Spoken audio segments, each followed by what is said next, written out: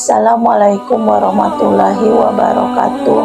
Perkenalkan, nama saya Anita Yustilies, NIM masih kosong, mahasiswa mata kuliah Hadis dan Ulumul Hadis. Yang terhormat dosen pengampu Bapak Robi Nurmayana, MPD. Pada kesempatan ini saya akan membahas tentang Ulumul Hadis dan cabang-cabangnya. Topik yang akan saya bahas yaitu mengenai A. Pengertian Ulumul Hadis, B. Cabang-cabang Ulumul Hadis, yang mana sumbernya saya dapatkan dari Azami Muhammad Mustafa, Hadis Nabawi Jakarta, Pustaka Firdaus 2006, dan Studi Hadis karya Haji Komarudin SAG. Pembahasan pertama yaitu A. Pengertian Ulumul Hadis. Ulumul Hadis adalah istilah ilmu hadis di dalam tradisi ulama hadis. Dalam bahasa Arabnya ulum al-hadis. Ulum al-hadis terdiri atas dua kata, yaitu ulum dan al-hadis. Kata ulum dalam bahasa Arab bentuk jamak dari ilm, jadi berarti ilmu-ilmu. Sedangkan al-hadis di kalangan ulama hadis berarti segala sesuatu yang disandarkan kepada Nabi SAW dari perkataan, perbuatan, takrir atau sifat. Dengan demikian, ulum al-hadis mengandung pengertian ilmu-ilmu yang membahas atau berkaitan dengan hadis Nabi. B. Cabang-cabang Ulumul Hadis. 1. Ilmu Rijal al-Hadis, yaitu ilmu yang membahas para pewari hadis, baik dari sahabat, dari tabi'in maupun dari angkatan-angkatan sebelumnya.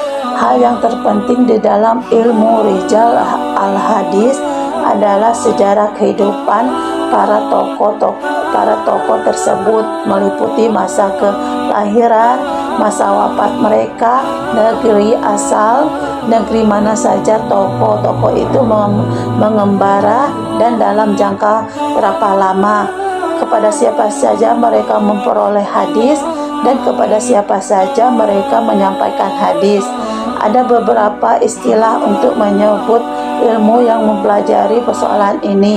Ada menyebut ilmu tarik, ada juga yang menyebutnya ilmu tarik al-ruwat.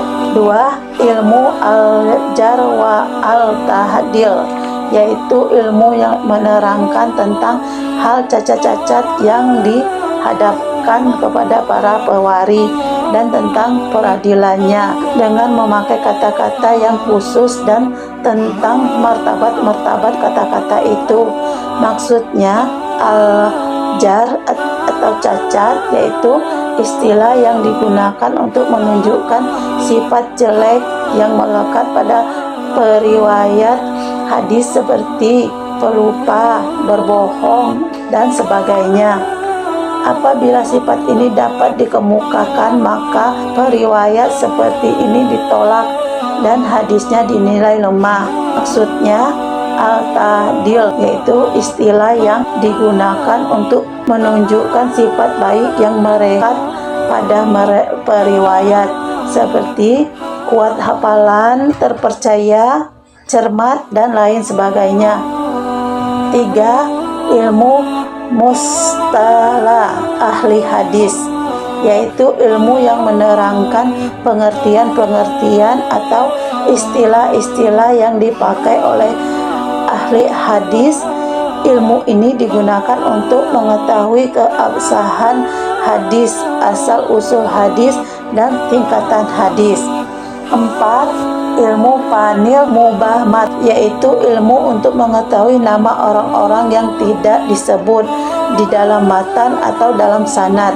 Misalnya pewari-pewari yang tidak disebut namanya dalam Sahih Bukhari diterangkan selengkapnya oleh Ibnu Hajar al-Asqalani dalam Dayatus Sari Muqaddamah Fathul Bari. 5. Ilmu muhtalah mukhtalif al-hadis, yaitu ilmu yang membahas hadis-hadis secara lahiriah bertentangan, namun ada kemungkinan dapat diterima dengan syarat, mungkin dengan cara membatasi kemutlakan atau keumumannya dan lainnya, yang bisa disebut sebagai ilmu talfiq al-hadis. 6. Ilmu ilalil hadis, yaitu ilmu yang membahas tentang sebab-sebab tersembunyi yang dapat merusak keabsahan suatu hadis. Misalnya memutasikan hadis yang qati, marfukan hadis yang mauquf, memasukkan suatu hadis ke hadis yang lain, dan sebagainya. 7. Ilmu gharibul hadis, yaitu ilmu yang membahas dan menjelaskan hadis Rasulullah SAW yang sukar diketahui dan dipahami orang banyak karena berbaur dengan bahasa lisan atau bahasa Arab pasar.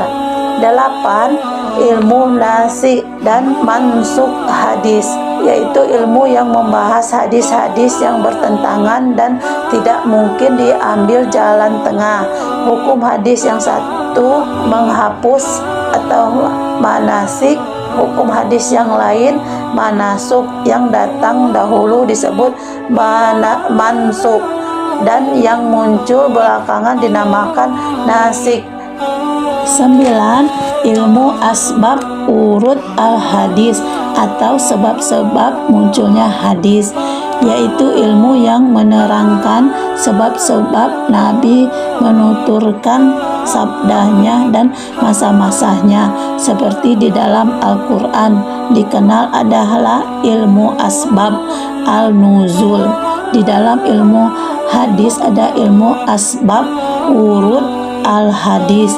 Terkadang ada hadis yang apabila tidak diketahui sebab turunnya akan menimbulkan dampak yang tidak baik ketika hendak diamalkan. Demikian materi yang dapat saya sampaikan, lebih dan kurang saya mohon maaf. Terima kasih. Wassalamualaikum warahmatullahi wabarakatuh.